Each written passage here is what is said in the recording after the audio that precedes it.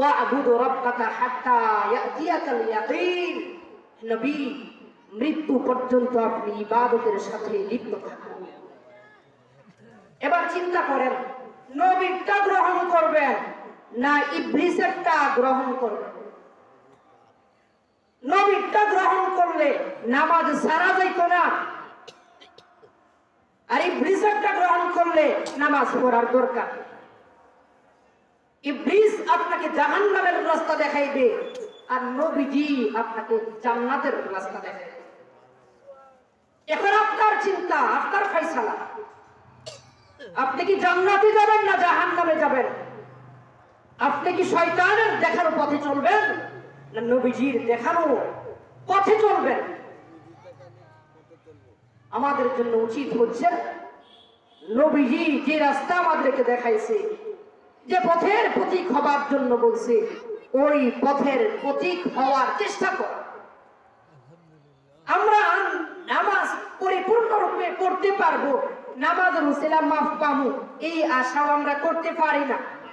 কিন্তু নিয়ম হইতেছে নামাজের সূরতটা ধারণ করা চেষ্টা করতে থাকা। বাহানা ধরা, আল্লাহর কাছে বাহানা তালাশ করা। কারণ আল্লাহ তাআলা কোন মুসিলা মাফ কইরা দেয়, এটা হযরত মির্জা মাজহার জানা রহমাতুল্লাহ আলাইহি বহুত বড় একজন বুজুর্গ ছিলেন। ওনার মৃত্যুর পরে একজন জিজ্ঞাসা করছে, আল্লাহ তাআলা আপনার সাথে কেমন আচরণ করছে? মির্জা মাজহার বলেন, আল্লাহ তাআলা দয়া কইরা আমারে মাফ কইরা দিয়েছে। ও কিসের বিনিময়ে আল্লাহ মাফ করছে? আপনি তো অনেক লম্বা সময় নামাজ পড়তেন, সব সময় রোজা রাখতেন, আপনি ছাত্রদেরকে পড়াইতেন, কোরআন শিখাইতেন, কোনটা উসিলা আল্লাহ মাফ করছে? মির্জা মাজহার বলে, আমার নামাজ আল্লাহর কাছে এত বেশি পছন্দ হয়েছে, আমার রোজা আল্লাহর কাছে এত বেশি পছন্দ হয়েছে, আমি যে দান খয়রাত করছি এটা আল্লাহর কাছে তেমন বেশি পছন্দ হয়েছে না, কিন্তু যেটারে ইবাদতই মনে করছি না সেটারই লেগে গেছে। কি ওই একদিন আমার স্ত্রী খাবার পাকাইছে, তরকারির মধ্যে লবণ বেশি দাঁড়াইছে, একবারে তরকারিটা তিক্ত হয়ে গেছে। লবণ কম দিলে কিন্তু বইয়া খাওয়া যায়, আর বেশি দিলে বইয়া খাওয়া বাকি তার বে মন্ডা সাহেব খাওয়ার লেগে। আর মির্জা মাজহার বলে, আমার রাত উঠছে, সকালেও খাবার নাই, দুপুরেও খাইছি না, রাত্রে খাবার খাইতে বসছি। মন চাইছিল আমার স্ত্রীকে ধমক দেবার জন্য, শাস্তি দেবার জন্য, তিন বেলা পরে খাবার খাইতেছি, ইয়ার পরে অতরকারির মধ্যে লবণ এর লেগে বেশি রাগ উঠছে, কিন্তু আমি আমার রাগকে নিয়ন্ত্রণ করছি। আমি চিন্তা করছি আমার স্ত্রী আমার জন্য তো কষ্ট কইরা খাবার পাক করে, এটাই তো অনেক কিছু। আমি আমার স্ত্রীকে মাফ করে দিছিলাম, নিজের রাগকে নিয়ন্ত্রণ করছিলাম, আমার স্ত্রীকে আমি কিচ্ছু বলছি, ধৈর্য ধারণ করে যা খাবার রিজিকে আমার ঢুকছে তাই আমি খাওয়া শেষ করছি। আল্লাহ তাআলা হাসরের ময়দানে আমি মির্জা মাজহারকে বলে, মাজহার, তোর নামাজ আমার কাছে কেমন পছন্দ হয়েছে, তোর রোজাও কেমন পছন্দ হয়েছে না, কিন্তু তোর স্ত্রী যে খাবারের মধ্যে লবণ বেশি দিছিল, তোর রাগ উঠছিল, তুই চাইলে তারা ধমকাইতে পারতি, শাসন করতে পারতি, শাসনও করছিলে না, ধমকা দিছিলে না, ধৈর্য ধারণ করছিলে। আমি আল্লাহর কাছে এই ছোট্ট আমলটাই পছন্দ হয়েছে, যা করে মাফ করে দিচ্ছি। তারা দেখেন এটা আমল মনে করছেন, আল্লাহ পাক এটা ছিল মাফ করে দিচ্ছে।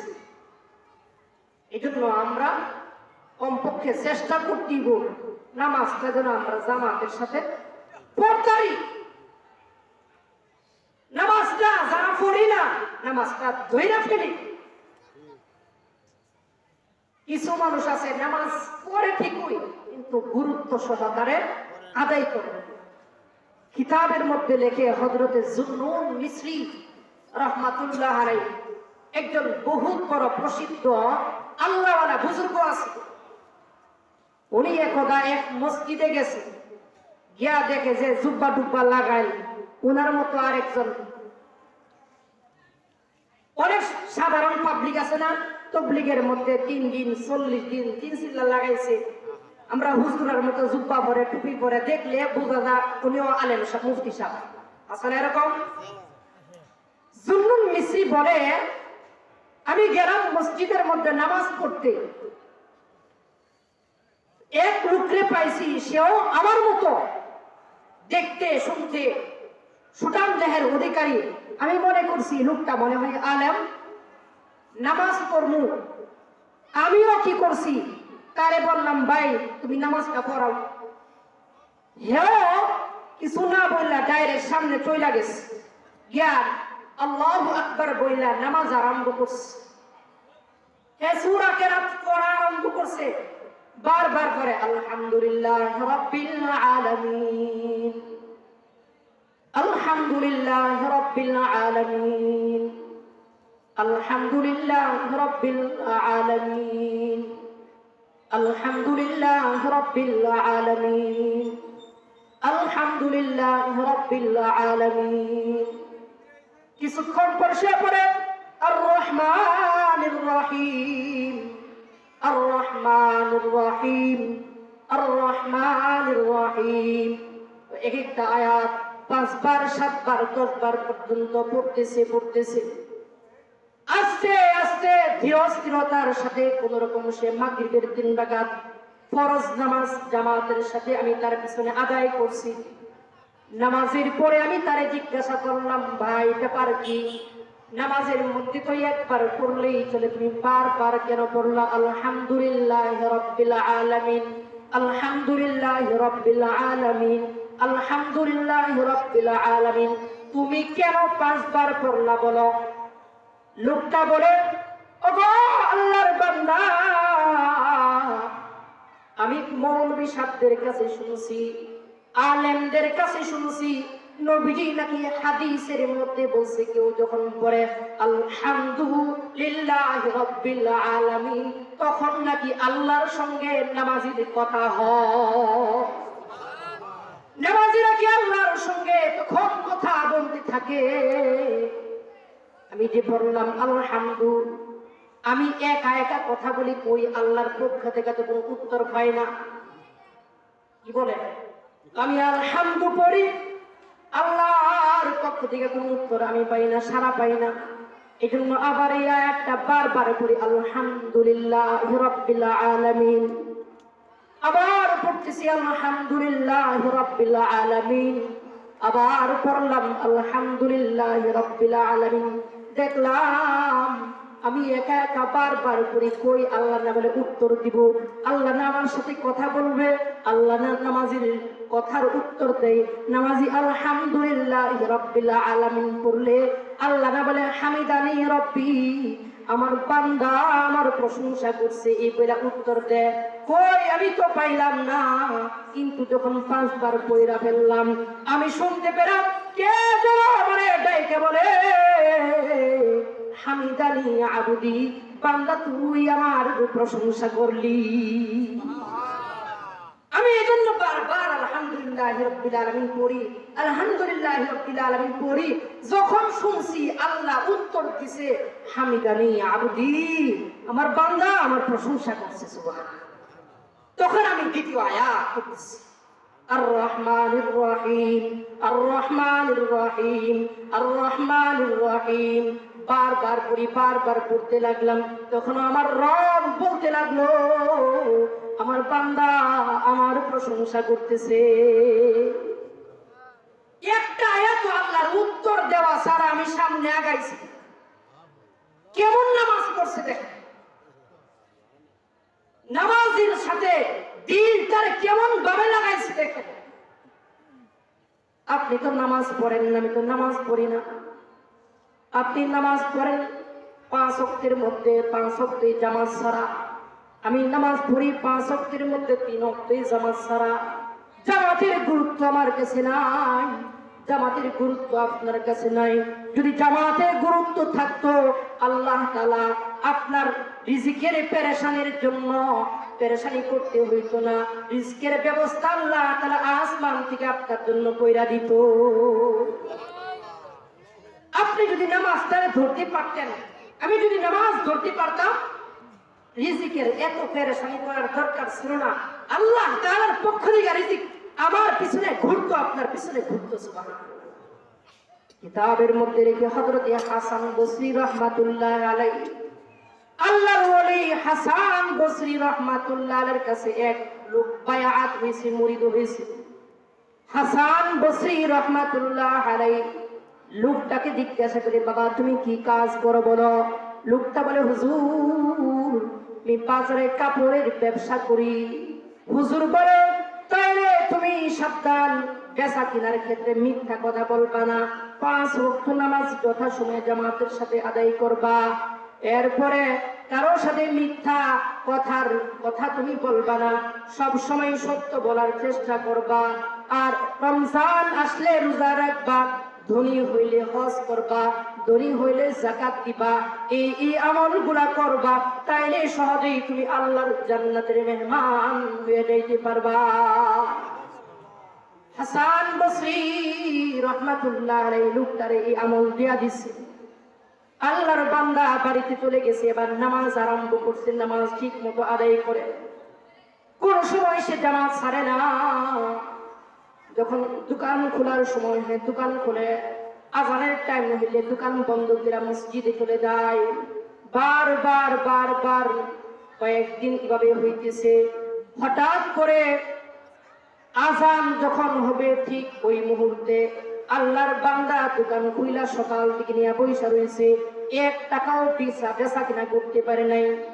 যখন মসজিদের মিনারা থেকে হাইয়া আলাস সালাহ হাইয়া আলাল ফালাহ এই আওয়াজ আল্লাহর বান্দার কানে আসছে, ঠিক ওই মুহূর্তে 2 থেকে 4 জন লোক হযরত হাসান বসরির মুরিদের দোকান থেকে কাপড় কেনার জন্য আসছে। হাসান বসরি রাহমাতুল্লাহ আলাইহির মুরিদ বলে, ভাই আমি তো এখন শাটার লাগায়া ফেলতেছি, দোকান বন্ধ করে ফেলতেছি, এখন আমি তোমাদের কাছে বিক্রি করতে পারবো না, তোমরা পারলে অন্য দোকান থেকে কেনাকাটা করে তারপরে চলে যাও। এর অপর পাশে একটা হিন্দু দোকান। হিন্দু লোকটা কইতেছে, কেমন বেকুব দেখে, সকালে আইসা দোকান খুললা বইছে, জোহর পর্যন্ত 1 টাকাও বিক্রি করতেছে।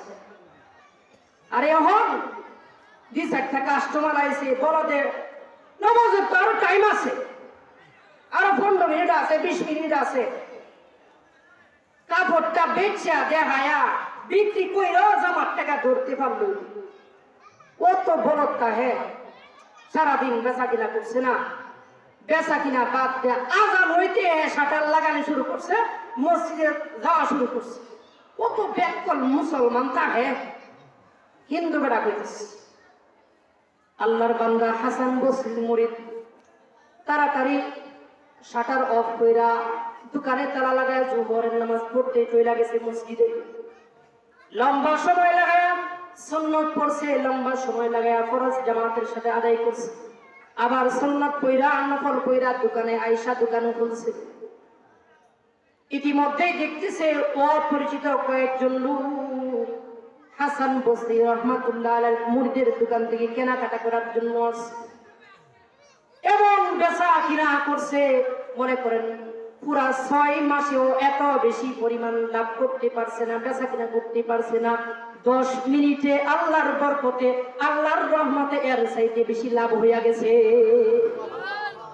10 মিনিটে কথাবার্তা বলছে, কাপড় দেখাইছে, লাভ হয়েছে, বিক্রি করছে, রয়ে গেছে গা। 6 মাসেও এত লাভ হয়েছে, তাইলে বুঝেন কি পরিমাণ বিক্রি করছে। সন্ধ্যার সময় হাসান বসরি রাহমাতুল্লাহ আলাইহির মুরিদ খুশি মনে চিন্তা করতেছে, তাইলে আমার পীর সাহেবের লগে একটু দেখা কইরা যাই, সাক্ষাৎ কইরা যাই। সন্ধ্যার সময় হাসান বসরি রাহমাতুল্লাহ আলাইহির কাছে যাবার পর বলতেছে, ওগো আল্লাহর বান্দা হাসান বসরি রাহমাতুল্লাহ আলাইহি আপনার সাথে সাক্ষাৎ করার জন্য আসছে। হাসান বসরি রহমাতুল্লাহ আলাইহি দূর থেকে দেখে একটা মুস্কি হাসি মারছে।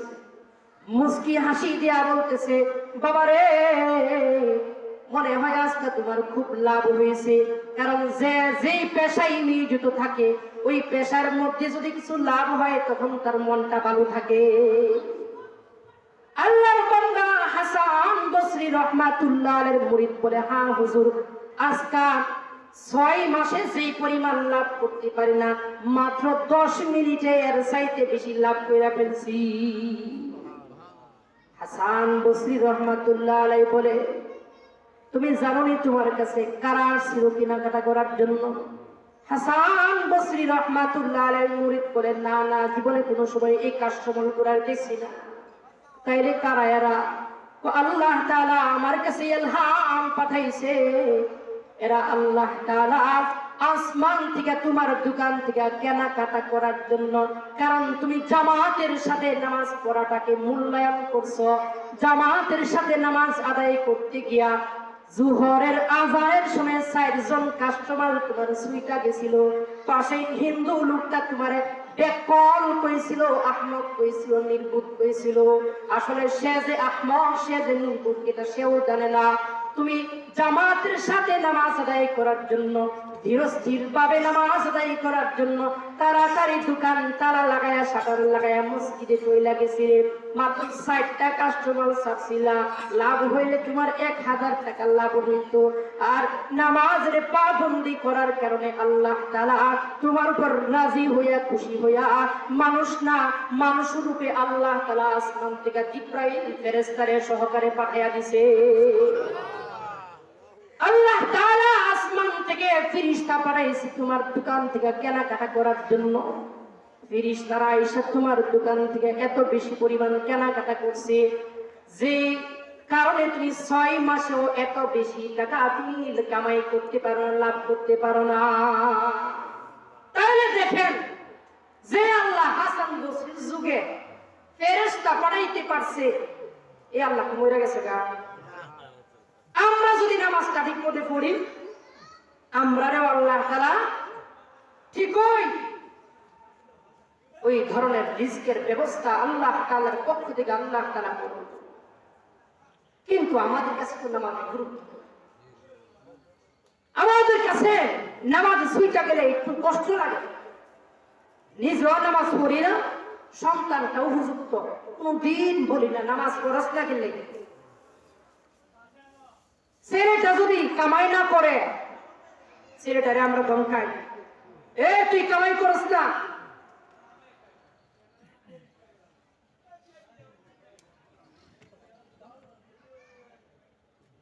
তুই কামাই করস না,